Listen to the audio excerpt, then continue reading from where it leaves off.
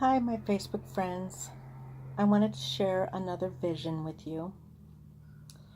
This one, um, again, because I deleted my Facebook and all the notes in it, I don't remember the exact date, but I know I'm pretty sure it was August 2016. I live with my mother-in-law. My husband and I and our children live with my mother-in-law. And at the time, the house belonged to her. And my mother-in-law is old school, clean the house. Your reputation is based on how your house looks. And clean this, clean that, clean, clean, clean. It seems like that's the only thing on her mind. And I am not like that. I'll clean, but I'm not going to be obsessively cleaning. And we've fought a lot, argued a lot. And I did not want her constantly telling my kids what to do and clean this and clean that and blah, blah, blah. One day, she was bossing my kids around. They had a sleepover. And you know how kids are. They wrestle. And she started scolding them about playing in the living room. You need to go in your room and do that. And that rubbed me the wrong way. And I told her, listen, those are my kids. If you have a problem with what they're doing, you talk to me. You don't talk to them. She says, they're my grandkids. I can do whatever I want. I said, no, you can't. They are my children. If you have a problem with them, you talk to me. I said, if I leave them in your care, then you have every right to say whatever you want. But as long as I'm here, you talk to me. And then she said, this is my house, my rules.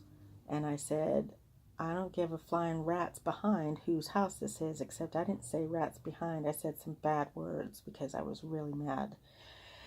And she says, don't you talk to me like that. And I said, I'll talk whatever the blankety blank way I want to talk to you. I said, you don't talk to my kids unless you talk to me first. You don't boss them around. So she started yelling at me and pointing at me, and I got up in her face and I started pointing at her, and I says, I don't want to hear another word about it. Those are my kids, my rules. And I saw that she started shaking. Her hands were shaking, and I realized that I was scaring the tar out of her. So because I know my anger and I know how strong I can be, and I went down the hall. I says, I'm done talking. I says, I don't want to keep talking before I say or do anything that I'm going to regret. So I went down the hall. I slammed the hall door, and then I went to my bedroom and I slammed the bedroom door, and then we have a pocket door, and I slammed the pocket door, and then I threw myself on the bed and I started crying. And I was praying. I said, Lord, do you see what's happening here?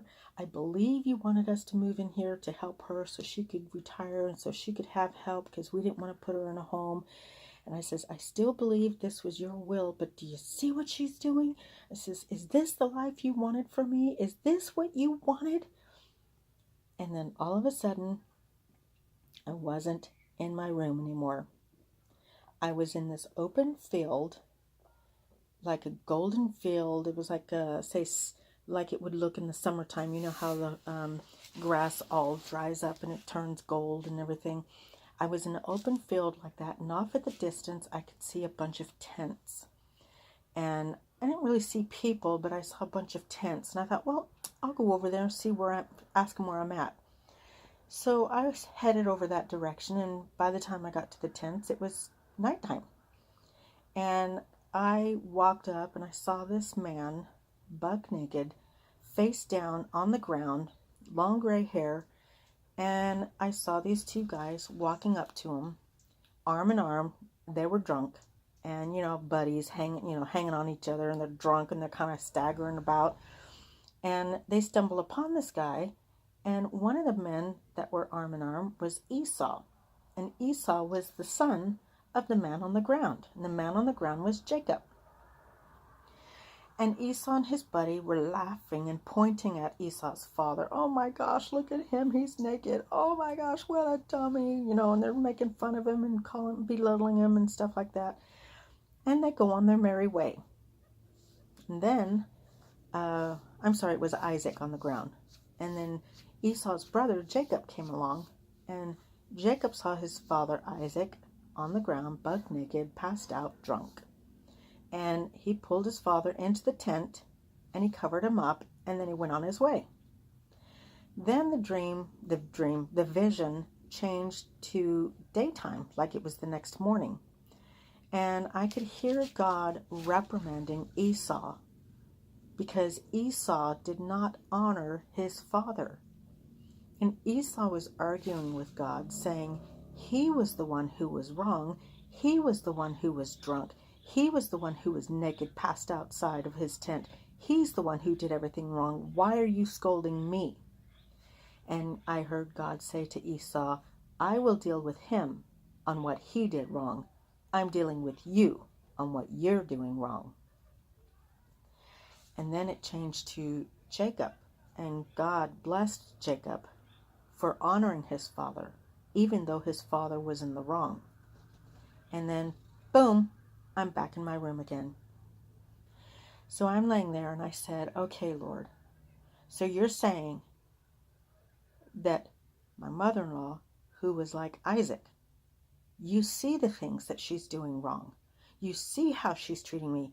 Oh, because she had made comments in front of my kids, how I was a bad influence and I don't care about anything else but myself, and how I was being a bad influence on them and I'm training them up to be lazy, kids and stuff like that.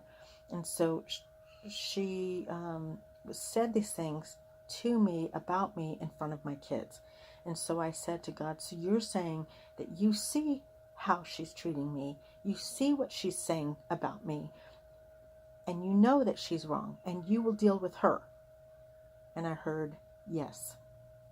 And I said, okay, so you're saying that even though she is in the wrong, I still need to treat her with honor and respect, because you're going to deal with me on how I respond to her, kind of like me cussing her out in the kitchen. And I heard, yes. So I asked God to forgive me for cussing her out and swearing at her and screaming at her, and help me to be more forgiving, and help me to treat her in the way that He would want me to treat her. Help me to be more honoring of her, because even though I know she's doing things wrong, I don't want to be held accountable for doing wrong myself in response. So, sorry, I keep moving this phone up and down. Maybe it gives you something to look at. Who knows? But anyways, I felt like that I needed to treat her with honor and respect, even though I know she is in the wrong, because God will deal with all those people who treat you badly. He will deal with them, just like He would deal with me on how I respond to each and every person who does wrong to me, who talks wrong about me, anything like that. So I hope this helps you to be more honoring to your fathers and mothers, to those in authority over you. Right now I'm having a hard time with that, as far as my role as a wife, and being honoring towards my husband, which that's a whole nother battle I'll have to pray about. Anyways, I hope you give your life to the Lord so it's not too late, and I'll talk to you again soon. Bye.